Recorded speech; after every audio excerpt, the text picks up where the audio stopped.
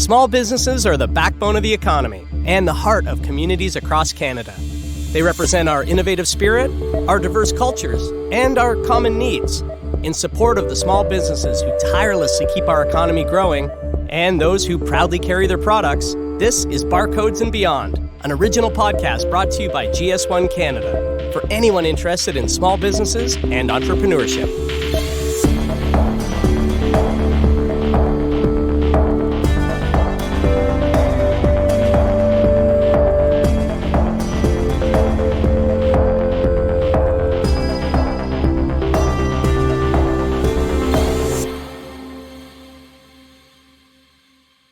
Welcome. I'm your host, Teddy Wilson. The small business community is made up of dreamers and doers who expertly adapt, pivot, and innovate to keep their businesses growing. And with the increase of Canadian consumers flocking to the internet for their shopping needs, the demand for brands to have online presence has never been greater. But how do small businesses ensure their customers have the same experience online as in store? This is where GS1 Canada can help provide partners with the specific data they need to eliminate missed listing opportunities.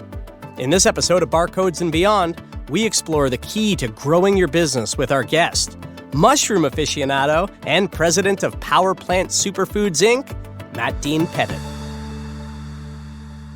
Okay, so Matt, let's start with a question that I've admittedly never asked anybody before. Tell me about your passion for functional mushrooms. How did this start?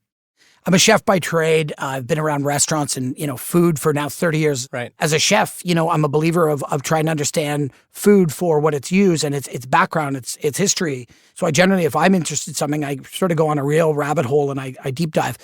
Functional mushrooms, it started all around sort of COVID. It was really about discovering sort of natural medicine just as me to put in my own body. What exactly are functional mushrooms good for? What can they do for us? Yeah, so functional first being legal mushrooms. So let's start with chaga.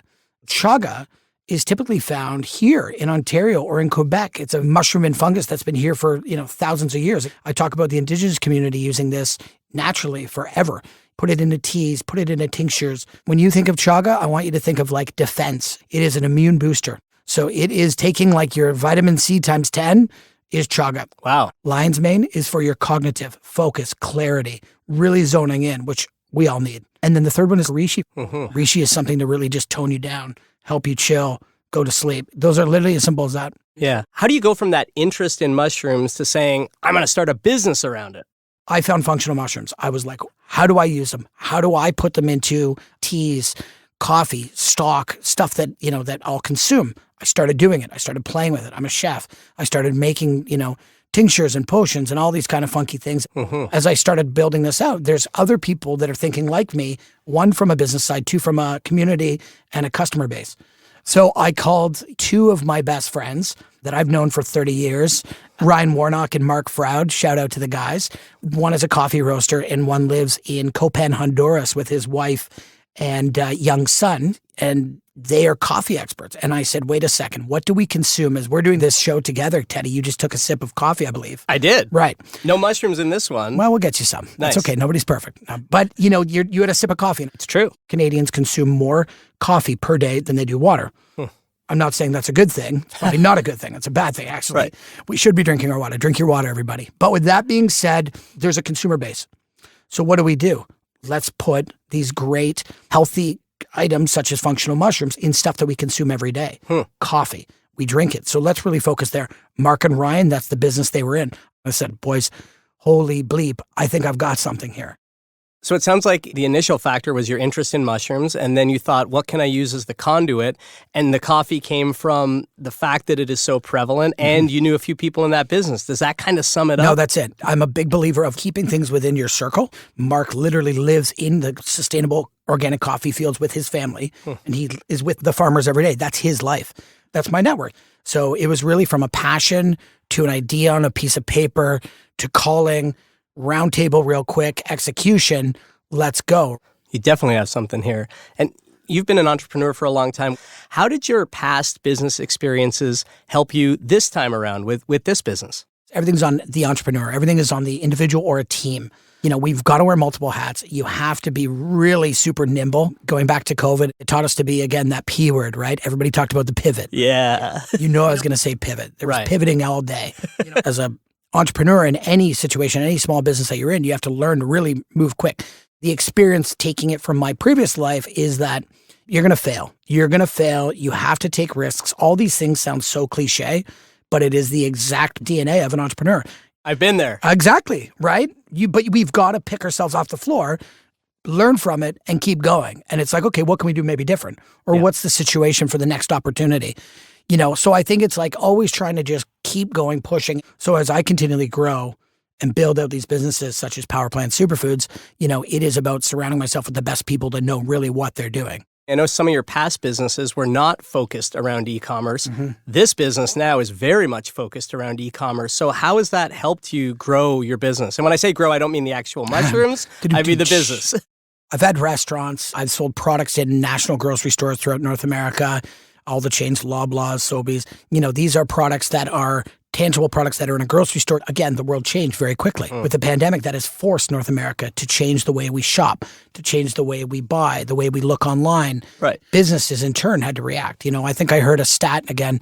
Don't quote me the exact number, but I think e-commerce would have had to take 10 years, was done in like 7 months in terms of the learning process. Right. For you as a consumer and me as a company. I had to teach myself to do everything. People still love to go to the store, and there's nothing wrong with that. But you want to have offline and online. So, we're selling Power Plant coffee to people in Australia. Without these tools, I would never be able to do that. And more people are, as from a consumer side, they're feeling comfortable. My mom buys everything. She'll buy online like crazy now. Yeah? Pre-pandemic, would she have done that? Maybe not. I actually can tell you she wouldn't. But she now comfortably does, right? My sister, same situation. They represent a lot of people. They represent a lot of people, right? And e-commerce doesn't have to be for a millennial or a young person. There's people of all ages. So you've got a product that you're passionate about, but then how do you take it from there to getting it into people's hands? It's like entrepreneur 101. How do I start, right? So idea, start developing it. Maybe you're in your basement, your shed, your backyard, whatever you're doing, your home office. You've come up with your great idea. You've got your brand names. You go on something like GoDaddy, Power Plant Superfoods. Is it there? See if it exists. So boom, great. I grab that.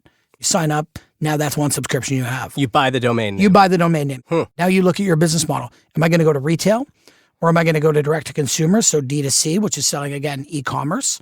In our case, we went both sides because I believe you should be in both avenues. And I don't mean that you need to be in the largest grocery store overnight. It could be in independent shops. It could be a couple corner stores. Got to get the product out because, again, people try things where they see it. The experience is there, and then they go online and they buy it at home and they ship it to their place. So you want to direct to consumer, you need to set up a Shopify account, for example, which I did. I had to teach myself. So I literally, with this, wanted to teach myself. You then get that purchase order. How am I shipping it? In our case, and I recommend this to people, whether it's selling something light, t-shirts, coffee, something of the nature where you don't want to do the day-to-day task, you set up a 3PL, like a third-party logistics company, 3PL. So we have a 3PL where we are here in Toronto. Somebody orders anywhere in the world, the order goes to them and me. Their team picks it, meaning takes that coffee bag, puts it in a box or a bag. We use environmentally friendly packaging. Gets put in, sent, address, packing slip, gone. They do that for us for a fee. You have to look at those numbers and make sure that works into your budget. Right. Because again, the one thing I will say with direct consumer, you're paying for somebody to do that in a 3PL, but remember, you're no longer paying somebody on retail that same margin. So understanding your margin. Now the product is being shipped all over, and then the rest is like building out a strong marketing campaign, have great photography, clear messaging, and I'm sort of really simplifying things here. But, for people that want to be in retail, you have to start knocking on doors. And you're just going to have to knock on doors. Some people say yes. Most will say no. Yeah. In the beginning. Most say no. Keep knocking. Keep knocking, because once you establish it, they come back. Yeah. Put yourself out there. Sample. Liquid on lips or any tasting. If you own a t-shirt company, drop some off. Right. Handwritten notes. Yeah, personal touch. Personal touch, right? Find your messaging, find your story. You have to have products in places so people can touch, try it, and have these touch points. And then from a direct-to-consumer and online e-commerce model is exactly how we can grow our business. You have to set yourself apart. All sorts of challenges to building a business from the ground up. What are the specific challenges in terms of selling commodity items? So coffee is a commodity, just for everybody that does not know that. It fluctuates just like, the dollar. It goes up and down. So we use 100% organic Honduran coffee. So from Honduras, from Copan. And it fluctuates just like Brazil. It goes up and down. People buy and sell. Yeah. I will say this, my good friend Teddy, that part of our business model is because Mark lives in Copan, my partner. He actually has a direct single trade hand-to-hand relationship with these farmers now for 10 years. Right. So we buy direct trade. Direct trade means that we do not purchase from a commissary or a company. Right. We purchase directly from the farmer itself that then is importing it to our logistics company. Logistics company delivers it to us. So we're not using these middle people, so to speak. Yeah. Because in any kind of business, the more hands, the more people that they have their hands in the pie, the more expensive it is, right? Everybody has to take their margin. Right. We sell that bag of coffee at a good price because we don't have that same markup that a retailer per se would be in. And this can insulate you to some degree from the fluctuations of commodities. Exactly. Right. So you're great at a brand identity and at branding. So how much focus have you put into branding online and building that online branded presence? Thank you for saying I brand well, I guess. It's true. Thank you. It's so important, right? You have only a couple seconds and somebody's either going to look on their phone, be engaged, whether they see it in a store, the talk point, the name, everything has to connect. So I think, how have we really online pushed that is, again, like I always say to people, you have to have some really cool, and I use the word cool loosely, but you have to have really great, edgy, on brand with what you're doing, on point, direct messaging, call to action, social media, of course, right? You've got to have that presence because, again, everyone's Instagram, everyone's Twitter, if you will, maybe to a little bit of a lesser extent, but, even Facebook, of course, certainly something like TikTok now, right? If, if you're not on these platforms from a person, a brand, a company, that's where people look as your business card. Yeah. They hear that. So it's like, hey, power plant, what is it? Oh, cool. You can be anywhere in the world and pull up Instagram right now. And you go on and you see power plant superfoods. You have an idea and you're like, okay. And I've used this statement of perception's reality. And I don't mean that in a slimy way. Right. I mean that in a way of if you're reading and seeing online what our brand positioning is, I want you to get it quickly. I want you to know, believe, and feel trust that you're getting a great organic coffee in our case, and functional mushrooms. You're getting everything that you love in a coffee cup, but you're getting it with healthy benefits. And we try to convey that message very cleanly, very simple, but in a fun way. You've got to be hip. You've got to be on it. Can you tell me a bit about how GS1 Canada has helped you on your journey? So for me and our company in Power Plant Superfoods, GS1 Canada has really helped us in the fact that we wanted to grow. We went from testing pop-ups, farmers market, influencer campaigns, getting it to people. Okay, that's great. But then when you want to get to the next level, whether it be in retail and even selling direct to consumer, somebody like a partner like Amazon or whatever it might need, you have to have these codes. You have to have these GTIN codes. You need to work with GS1 Canada. It's just that natural evolution in the business. And not every entrepreneur has to do it day one. But again, we talk about planning and being ready for the next step, right? Planning for these things, it has been imperative for us. And for me, truthfully, coming from using the exact example with Power Plant Superfoods, GS1 Canada has been a great partner in the ride. The customer service, incredible. Myself or Ryan or any of our partners have called many times, and it's like, I am stuck. I would call, and I'd be like, I don't know what to do here. How do I register this piece over here? And they'll walk you through. That's cool. Yeah. That can be a bad feeling being stuck. It's horrible. Yeah. And again, it's especially from a service base where I don't write codes. I don't know anything about it. I'm not a coder. I don't know how to move things around. And I know how to brand, market, sell, make you a great cup of coffee or a protein shake or a seltzer. Yeah. But again, as a small business owner, you don't know how to do that stuff. Do you think it's important if somebody's thinking about starting a business to start from a position of passion, to focus on a thing that you are outside of business, interested in or fascinated by, in the same way that you got fascinated by mushrooms? As an entrepreneur, you have to be passionate about what you do. And find that thing that you think, as I said, the aha moment where it's like, okay, can we make a business out of this?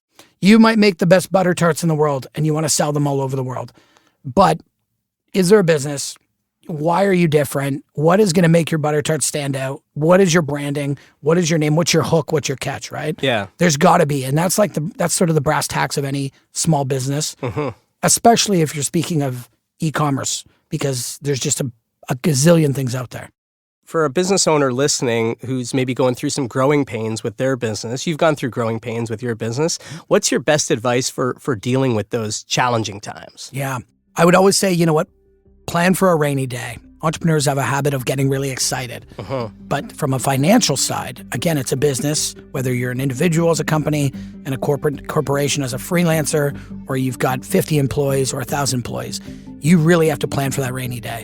And that necessarily doesn't have to just mean capital, as in cash flow, but it could mean inventory. It could be how you treat your staff, how you treat yourself. Those rains will always come, right? The rains will always come. It is a punching bag game.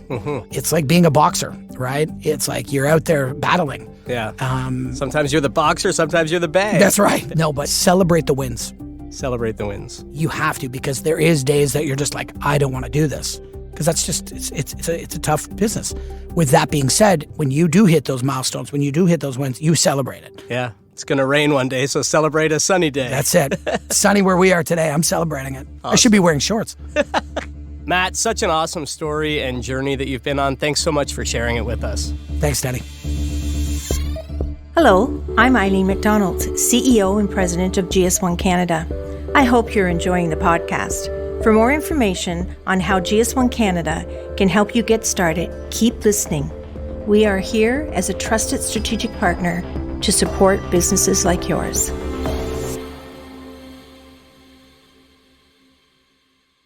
Our next guest is a longtime grocery specialist with a keen eye for innovations and upcoming trends.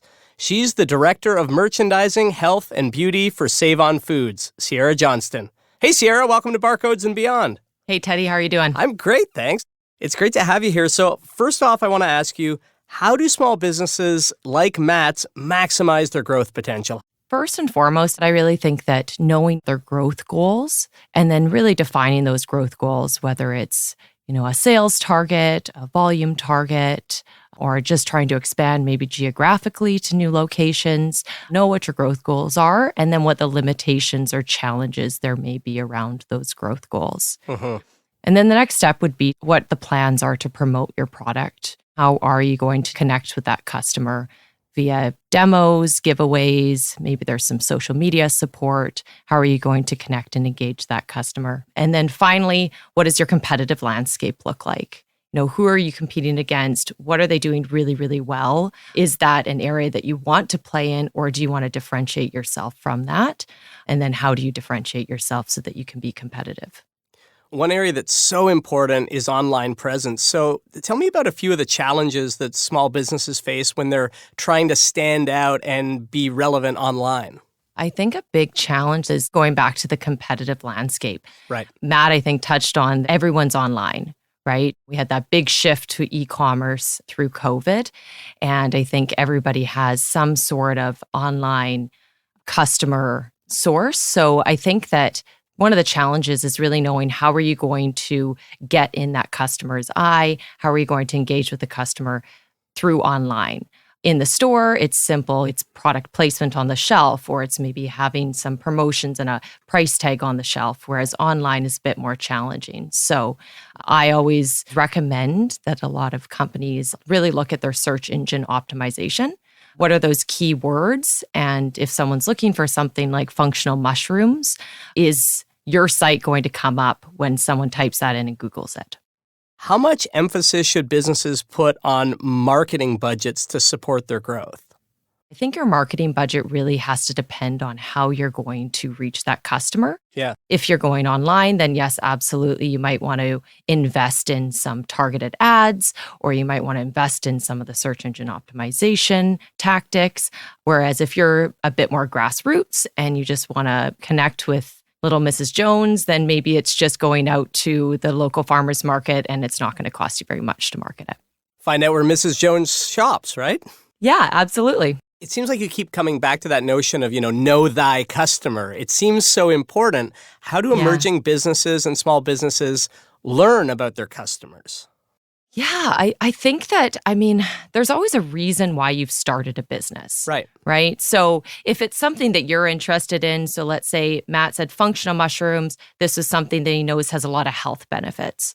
You can really map out what type of customer would be looking for those health benefits. What are they shopping? Maybe it's a vegan customer, and what are they buying and what type of customer that is. And then you work to define who that customer is. And if it's, Sandy, who's 32 to 34 years old, and she does her shopping, every weekend at the local farmer's market, then how do you connect with Sandy? Yeah. So giving somebody a personality and then really building all of your strategy and your marketing and your plans around that individual as your primary customer.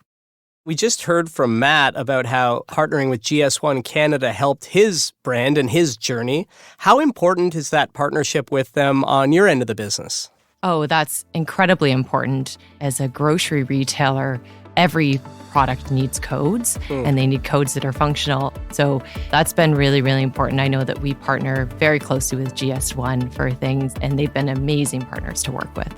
So Matt is working with his business in a product space that's very of the moment. You might even call it trendy. A lot of people are talking about mushrooms these days. What are some of the pitfalls that he and other business owners working in more trendy spaces should be aware of as they move forward? I think the initial thing is educating the customer about a trendy business. I didn't know that much about functional mushrooms. I know that it's something that's trending. I know that I'm seeing it more in grocery stores. I'm seeing it more online. But until Matt shared what each mushroom was and what it was good for, I, as a consumer, wouldn't know what mushroom would work for me. I think a large part of the challenge with a trendy business is to really engage your customers and be able to educate them about why they would maybe need this product or what is the use. One of the other challenges is that trendy businesses, they either continue to grow and they become something that's a long-term trend, or they fade out. And both have their challenges. If it continues to grow, you're going to experience more competition. Kombucha was something that I never saw on the shelves 10 years ago. Right. And then as soon as it became trendy, all of a sudden there's hundreds and hundreds of kombucha suppliers out there fighting for that space. So I think that that's where really creating that customer loyalty and really building that customer base from the ground level can help you stand out in the future when there's more competition. You can tell by talking to him, and I'm sure you could tell by listening too. Matt is a master pitcher. He's really good at pitching. So for you, though, what are you looking for when you're receiving pitches? We get a lot of pitches for new products, new innovations. And of course, everyone's very passionate about it, but it's, are you willing to stand behind your product? Are you willing to support that product once it gets onto the shelf and then going into the future? I think of one of probably the best examples is we work with a small supplier based out of Vancouver, and they do hot sauce in a very, very small family-run operation. But this family goes into stores 3 years after being put on the shelf. They go into stores, they demo their product, they talk to their customers, and they'll travel all the way across provinces to do the same thing in every single store location. Right. So it's that type of commitment that we look for as far as support and what suppliers we would be looking to bring on. Any kind of final thoughts or final pieces of advice that you'd like to share today? I think one thing that we find, especially small businesses are challenged with, is that because they're so passionate about their product and they want to get it to every single store, they want to get it out everywhere, is just the challenges of maintaining that growth and maintaining that supply.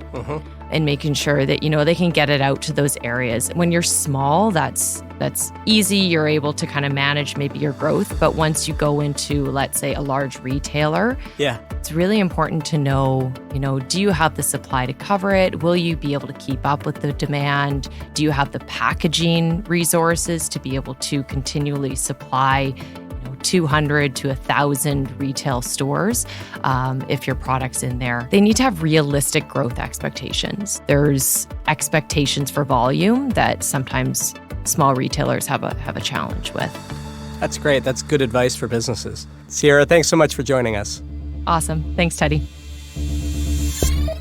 Hello again, it's Eileen. Thanks for listening to Barcodes and Beyond. In this episode, we heard how Matt's partnership with GS1 Canada has helped his business grow.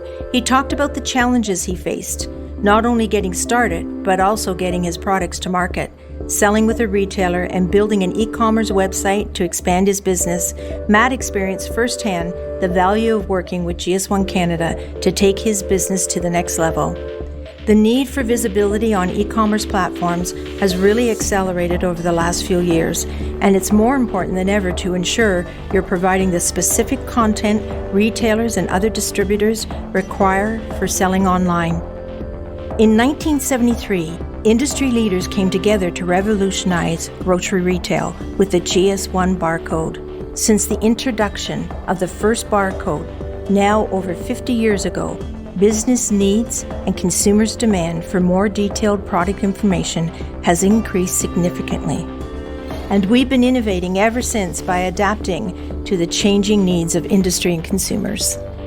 Today, advancements in technology have enabled the development of a new generation of smaller, two-dimensional GS1 barcodes like QR codes and the data metrics to meet business needs for faster access to more detailed product information. These tiny barcodes are the gateway to creating new opportunities to improve trust, safety, and sustainability for consumers, patients, and the planet in the near future. Until then, we continue to support the growth of Canadian small businesses by listening to your needs and providing trusted guidance, tools, and resources. Be sure to check in for more Barcode and Beyond episodes and follow GS1 Canada on social media for updates on new small business opportunities. Thanks again for listening. I'm Teddy Wilson. Thanks so much for listening. This is Barcodes and Beyond, an original podcast series for small businesses, brought to you by GS1 Canada, a not-for-profit association committed to providing small businesses with trusted tools and support to successfully bring their products to market. To learn how GS1 Canada can help you start and grow your small business, go to gs1ca.org.